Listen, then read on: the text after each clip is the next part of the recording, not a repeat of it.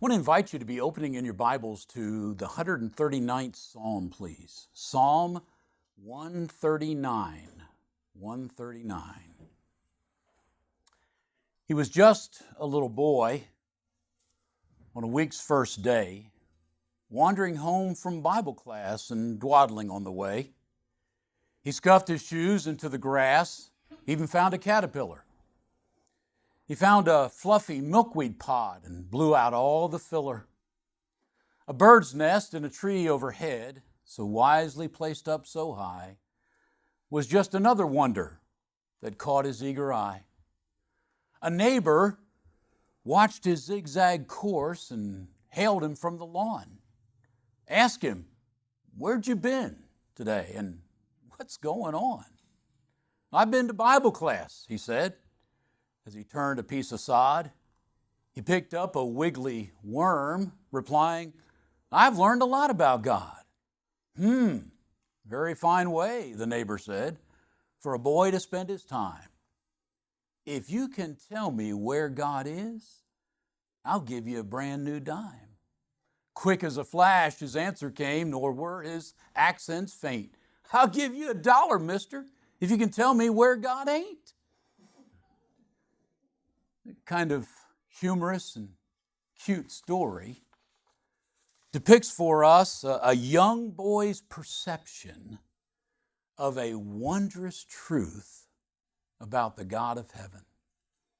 Oh no, he didn't know the 50-cent words, omnipresence, omniscience. Oh, but he captured well, didn't he? He captured well those divine attributes when he asked his neighbor, "Is there anywhere God ain't?" Well, friends, this sublime truth about our God that brought such excited fascination and joyful wonder to this curious youthful mind, that sublime truth about our God, that has awed and mentally challenged individuals of the greatest faith, of the most renowned spiritual stature. Among them, David the psalmist. It is for that reason that I asked you to join me there in Psalm 139, because the beginning verses of this psalm finds David, the sweet singer of Israel, vividly expressing his constant awareness of God's omnipresence, of God's omniscience. Because in this psalm, David in essence is asking, is there anywhere God ain't? Because again, friends, that's what those 50-cent words mean. God's omnipresence, David says, that means God is at all places at the same time. That means God is everywhere all the time. Omniscience, David says, that means God knows everything that there is to be known, wherever that might pertain to. So let's read these verses together. Psalm 139, beginning in verse 1. "O Lord, Thou hast searched me and known me. Thou knowest my down sitting and mine uprising. Thou understandest my thought afar off. Thou compassest my path and my lying down. You art acquainted with all my ways. There is not a word in my tongue. But lo, O Lord, Thou knowest it altogether. Thou hast beset me behind and before. You've laid your hand upon me. Such knowledge is too wonderful for me. It is high. I cannot attain unto it. Whither shall I go from your presence, or your spirit? Whither shall I flee from your presence? If I ascend up into heaven, you are there. If I make my bed in Sheol, behold, you are there. If I take the wings of the morning and dwell in the uttermost parts of the sea, even there shall your hand lead me, and your right hand shall hold me. If I say, well, surely the darkness will cover me, even the night shall be light about me. Yea, the darkness does not hide from thee, but the night shines as the day. The darkness and the light are both alike to you. For you have possessed my reins, you've covered me in my mother's womb. I will praise you, for I am fearfully and wonderfully made. Marvelous are your works, and my soul knows right well my substance was not hid from thee when I was made in secret and curiously wrought in the lowest parts of the earth. Thine eyes did see my substance, yet being unperfect, and in thy book all my members were written, which in continuance were fashioned, when as yet there was none of them.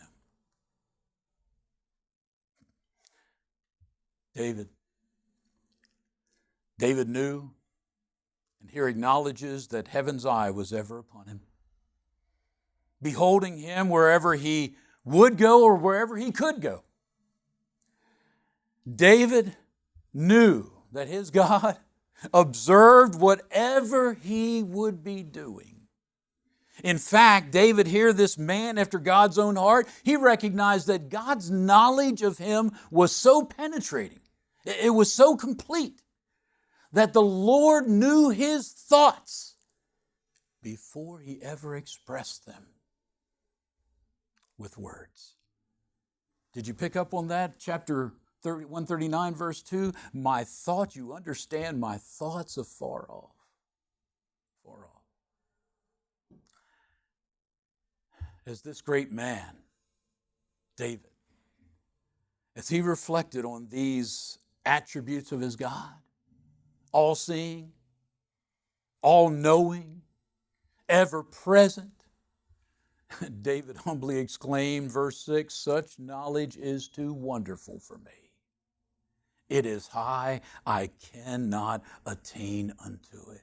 Friends, the very concept exceeded this great man's ability to comprehend it. David is acknowledging my finite mind, it struggles to grasp how it is possible for my God to be everywhere at the same time, to know everything.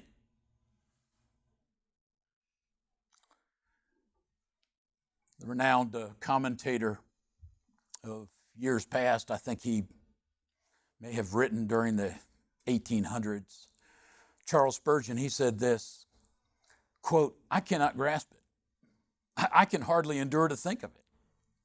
The theme overwhelms me. I'm amazed and astounded at it. Such knowledge not only surpasses my comprehension, but even my imagination. Mount as I may, this truth is too lofty for my mind. It seems to be always above me, even when I soar into the loftiest regions of spiritual thought. End of quote. I think he well captures what David was stating here. I cannot fathom how God possesses these attributes, but he acknowledges that he does. And friends, I would hope that we would say a hearty amen to the psalmist's assessment of God's omnipresence, God's omniscience, and that we, like him, would simply stand in awe of such attributes, especially when, remember, David's just talking about himself. Friends, our God, he knows these things about every person that occupies this earth. If that doesn't boggle your mind, I believe, Ricky, the last estimate I heard is we have nearly 8 billion people on the earth. David was saying how this boggles his mind about himself. Think about 8 billion people. I don't know about you, but for me, I can just accept it by faith. By me, I, like David, I can't fully comprehend it. I certainly can't adequately explain it to you. God's omnipresence, God's omniscience, I'm inclined to just go back to my poem and just challenge everyone and tell me where God ain't.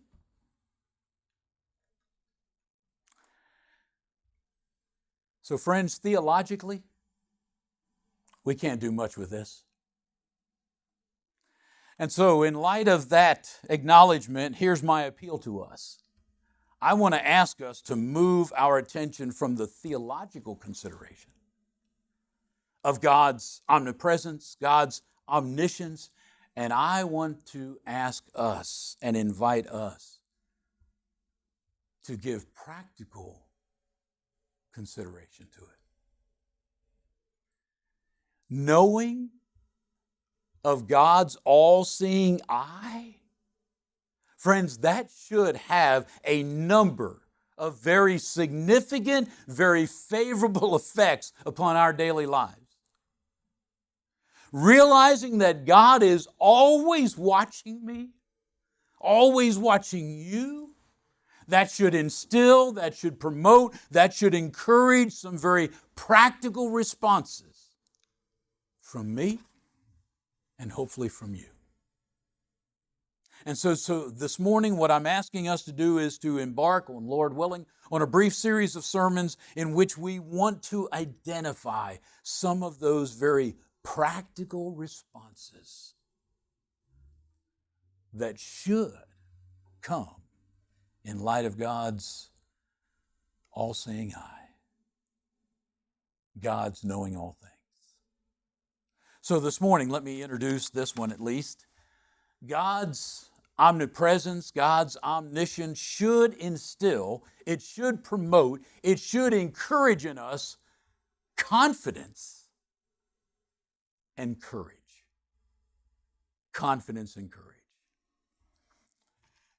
Would you all agree with me that life sometimes can prove to be rather scary? Aren't there some features, aren't there some circumstances that attend this earthly existence that tend to incite at least a degree of fear or dread? What I have in mind especially, or at least to begin with, are some features that are inherent. They're inherent in living this earthly life. And I think, generally speaking, they probably, again, produce some sense of fear in us. Some of the ones that I think about are the uncertainty of the future. That impacts all of us, doesn't it? None of us know the future. And the fact that we don't know what lies ahead, that can be a bit scary, right? That can foster some fear and dread. Now, I don't want to discount the fact that the prospect of the future can also promise excitement and anticipation. But I'm inclined to at least believe that the uncertainty of what lies ahead easily produces a degree of maybe trepidation or apprehension. And sometimes that can evolve into fear. A couple weeks back, Elena was here, Tracy, and she is going into high school, and she hadn't started yet. And I asked her, I said, what are your thoughts about going into high school? And she said, I'm a little scared. And I appreciate Angie, because Angie said, I was excited about it, for thinking back to that time. And so you can see, it produces both in us. There is this excitement of something new, but at the same time, there's the prospect of it not being favorable, and that can produce some fear because we don't know what the future holds. What about a new job? Same thing, right? Excitement, anticipation. But Tanya, was there any sense of fear about starting a new job at a new school? Don't know who your co-workers are, don't know what kind of students you're going to have. I mean, there's a lot of things that could bring that. Don't know if I'm prepared for the new position. How about car inspections? That's one for me. Now, I'm thankful I've upgraded from years back, but y'all remember that car I had 300,000 miles on it. Every time I took it in for a car inspection, I was scared because without exception, there was a lot of work to be done. How about a doctor's visit? You know it's coming. You know you need to go. And you're hopeful. It's good results. But isn't there that sense of fear? That you hear the doctor say, "Hey, Mr. Brandt, there were some irregularities in your blood tests." See, the fact that we don't know what lies ahead at least invites the prospect that what does lie ahead is unfavorable. And that, friends, that can incite a degree of fear. But then this sense of fear can be easily heightened when we start thinking about what dreadful events have suddenly emerged in the future of others. Have you all been watching the news? Can you imagine being a resident of Morocco and going to bed that night and the following morning, 2,900 people. Death toll is still rising. Can you imagine being a resident of Libya? Rains, torrential rains, dams break. The death toll right now is 11,000 people. And they're expecting it to rise by maybe 10,000 more. Or what about those school shootings? Try to walk Gavin, he's 5, to kindergarten every morning. Excited time. I tell you what, I can't let him go without thinking about what the future can hold. I get this email. Dear MSOP alumnus, prayers are requested for Joby Smith. He's a 23-year-old grandson of MSOP alumnus Wes Araby. Joby was in a car accident on Monday that broke his neck and his C7 vertebrae. His likelihood of ever walking again is extremely low. And as of Wednesday morning, he is experiencing trouble with his heart and lungs. Joby is a Christian husband and father. He and his wife, Ellen, have a 9-month-old son. End of quote. You see, not knowing what the future holds, but then knowing what it did hold for some people, can make life kind of scary. The uncertainty of the future. Can you understand can you understand Solomon's counsel with regards to that? Proverbs 27 and verse 1. You do not know what a day will hold. You know, if a person were to attach too much attention to such dreadful events, being the future realities that are occurring in people's lives, it might just cripple them with fear. We know of people who struggle with paranoia, paralysis, fear. So recognizing that inherent reality about life, are you thankful for God's omniscience, His omnipresence? And especially as a Christian, do we not welcome knowing those truths about our God? Because among other things, you know what that means about our God? Our God is not limited by time. Our God knows the future. In fact, that's what makes our God so unique. That's what makes Him one of a kind. In Isaiah chapter 46, God through his prophet would seek to impress this upon his covenant people because they had forgotten it, obviously. They were exchanging God for pagan gods, for idols. And God is saying, don't you remember who I am? And so he says to them, I am God and there is none else. I am God and there is none like me. Listen to one of the ways in which that is true. I can declare the end from the beginning.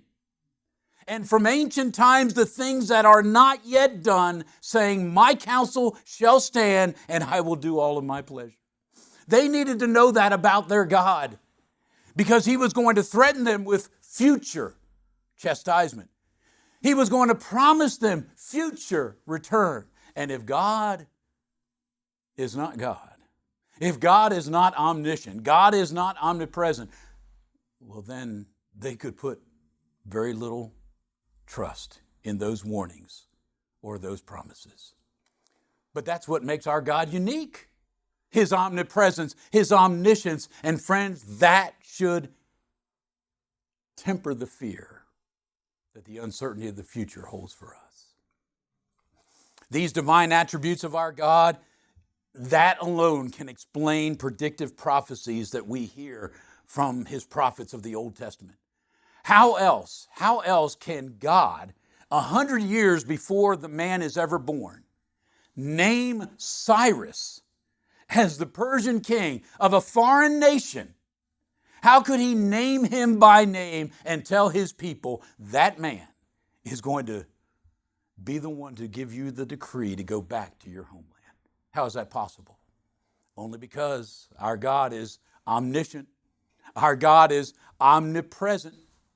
And so, friends, when we think about those attributes of our God, and then we think about the future, and the fact that the future can be a scary proposition to us because it's unknown, just remember God, who loves us, who cares for us, he knows the future before it ever happens. Friends, I'm sure you've heard this before, and I don't say it tritely. There's nothing that's going to take God by surprise. No natural disaster, no life-altering accident, no terminal illness is ever going to catch God surprised. And that should instill in us confidence. That should promote in us encouragement, even as we face the uncertainty of the future. Brother Harold, I wasn't certain whether or not we knew this song, but don't you take delight in just hearing the title, I Know Who Holds Tomorrow? Don't we welcome the sentiments of that? Listen, if you will, to stanzas 1 and 2, or 1 and 3. I don't know about tomorrow. I just live from day to day. I don't borrow from its sunshine, for its skies may turn to gray. I don't worry over the future, for I know what Jesus said. And today, I'll walk beside him, for he knows what is ahead. Many things about tomorrow I don't seem to understand, but I know who holds tomorrow, and I know who holds my hand. Stanza 3, I don't know about tomorrow. It may bring me poverty, but the one who feeds the sparrow is the one who stands by me. And the path that be my portion may be through the flame or flood, but his presence goes before me, and I'm covered with his blood. Many things about tomorrow I don't seem to understand, but I know who holds tomorrow, and I know who holds my hand. Don't we take delight in that? Friends, God's omnipresence, God's omniscience should promote confidence and encouragement in us, because of some inherent features of this life, including the uncertainty of the future. But here's another feature of earthly life that can prove to be a bit scary, promote some dread and fear. Death. Death. And yet, Tanya, I was thinking it's kind of ironic, right? We're talking about the uncertainty of the future, and how that can be scary. And yet here's a part of our future that we do know is coming. We know it's certain. And yet it also can be scary. Experience, God's revelation, both leave no doubt. Death is certain in our uncertain future. That's going to be part of it. We know that's the case. When the psalmist asked the question he did in Psalm 89 and verse 48, it's clearly rhetorical. What man is he that lives and shall not see death? You see, we all know that death is a future appointment that we're going to keep. Hebrews 9 and verse 27. And please hear me, it's not just the uncertainty attending when I'm going to die. And it's not even just the uncertainty of how that future event's going to happen. Friends, death itself can be a rather fearful prospect. In reading Job, we encountered this designation that was used by Bildad in describing death. In Job 18 and verse 14, he called it the king of terrors. And what I found interesting about that, Sister Irene, is I looked it up, and that is an idiom that is still used today in describing death.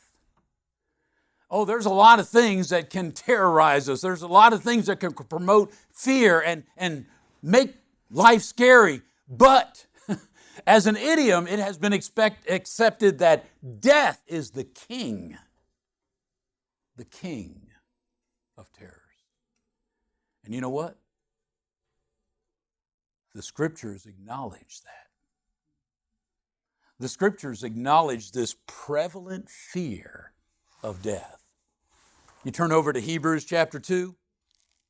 In Hebrews chapter 2, where we are told of reasons why it was necessary for Jesus to be incarnated and come to this earth and to suffer as he did, among those things was because of this fear, inherent fear that man has of death. And so there in Hebrews chapter 2, dropping down at verse 14, for as much then as the children are partakers of flesh and blood, he also himself likewise took part of the same, that through death he might destroy him that had the power of death, that is, the devil, and deliver them who through fear of death were all their lifetime subject to bondage. Friends, it was necessary for Jesus to come to this earth, to die, to be raised from the grave, so that he could not only conquer this last enemy of man, death, but he could deliver us from the fear of that death. A fear that the Holy Spirit here says it keeps us in bondage. It's enslaving to us. And so again, we thank God that Jesus came to deliver us from that fear. But I think it's interesting, even prior to this vital work by Jesus in removing the fear that attends the thought of death that is experienced by so many, even before that, David addresses how that the omnipresence of his God brought confidence even in death. You know, Psalm 139, David's the penman, the inspired penman. And this is probably a pretty familiar psalm. But you know what is even more familiar? Psalm 23, right? You remember what David said about death? There in Psalm 23 and verse 4, he said, yea, though I walk through the valley of the shadow of death, I will fear no evil. Why, David? You don't know about Jesus yet. You don't know about the resurrection. You don't know about his promise that one day he's going to raise all from the grave. What allows you to have confidence, David? What allows you to have courage in death? Thou art with me. Thy rod and thy staff, they comfort me. See, even before He knew about Jesus. David, the psalmist, knew about his omniscient God, his omnipresent God. And he knew that even though he had to walk through that valley of the shadow of death, his God was with him even there. Now again, factor in for us as Christians what we know about the redemptive work of Jesus, about the hope that we have beyond the grave, and how we ought to find confidence even in the face of death. I was reading a commentator on Psalm 23 and verse 4, and he makes the application to the Christian, and I just thought this was worthy of repeating it. He says, quote, "For thou art with me." This is the joy of the Christian. Thou art with me. Listen to this illustration. The little child out at sea in the storm is not frightened like all the other passengers on board the vessel. It sleeps in its mother's bosom. It is enough for it that its mother is with it, and it should be enough for the believer to know that Christ is with him. Thou art with me. I have, in having you, all that I can crave.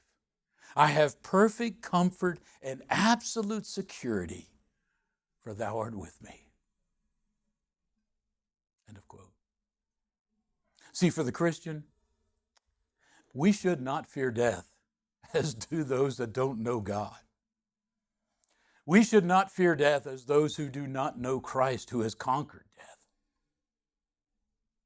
We should be rather like Paul.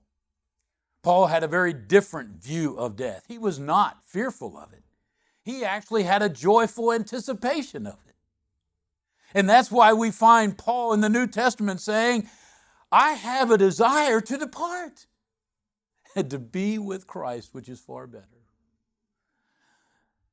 We find Paul saying, I am ready to be offered. We find Paul saying, I am willing rather to be absent from the body and to be at home with the Lord. Friends, that should be the view of death embraced by every faithful Christian. Because you remember what John was privileged to hear? That wonderful promise that was pronounced from heaven during his vision. He said, I heard a voice from heaven saying to me, Write, blessed are the dead which die in the Lord from henceforth. Yea, saith the Spirit, that they may rest from their labors, and their works do follow them.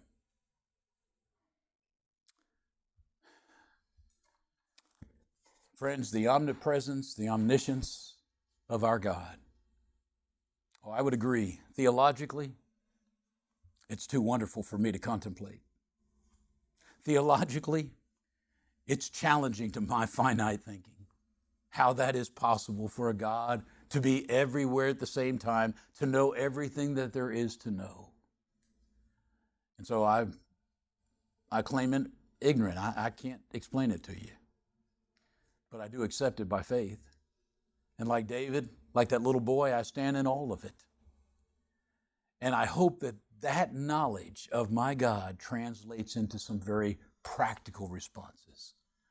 Among them is that it instills in me confidence, promotes in me courage, in some of those features that inherently in this life can prove to be a bit scary. The unknown future, the certainty of death. I can have confidence. I can be encouraged to know that my God is aware of those things before they ever happen. And He is with me. He is with me. Lord willing, next week, I want to talk about some specific circumstances that can make life scary and maybe promote fear in our lives. We've talked about some inherent features of this life, and that should be true of all of us. But all of us as individuals As sojourners in this life, we have certain circumstances that affect our lives that might not affect others. And we need to, in a very practical way, find confidence, assurance, find courage, even in the midst of those circumstances, because of who our God is. This is moving further on into the outline, Lord willing, but for those especially who are watching online, as we think about the omnipresence, the omniscience of our God's all-seeing eye, as the boy said, there's nowhere that God ain't. As we think about that, it should certainly have some very favorable responses prompted in us. But you know what? It also means that God knows me. God knows you better than anyone else. And it also means that when I stand before God, He's going to know everything about me. Every thought that I've ever thought, every word that I've ever spoken, every deed that I've ever done. He's going to know all that. That can be a scary proposition. And aren't you thankful that because of the work of Jesus, those things that God knows about my thoughts, words, and deeds that are contrary to His will, they can all be blotted out. And God, who is omniscient, and I don't know how He does this, but He promises, I will remember them no more. That seems to be contradictory. But a God who knows everything can choose to forget those things that are covered in the blood of Christ. And so I would hope, if you have not contemplated this, I would hope as you think about standing before an omniscient and omnipresent God, it would prompt you to prepare for that day of judgment. If you've never obeyed the gospel of Christ, if you've never been washed in the blood of Jesus, please plan to do that now before judgment. If we can help you better understand how you do that through gospel obedience, as a penitent believer in Jesus, you simply need to submit to His command to be baptized for the forgiveness of sins. But if you don't understand that thoroughly and you could use some help, please reach out to us. Let us know so that we can help. But even as Christians, we want to make sure that our lives are ready before we stand before that omniscient God in judgment.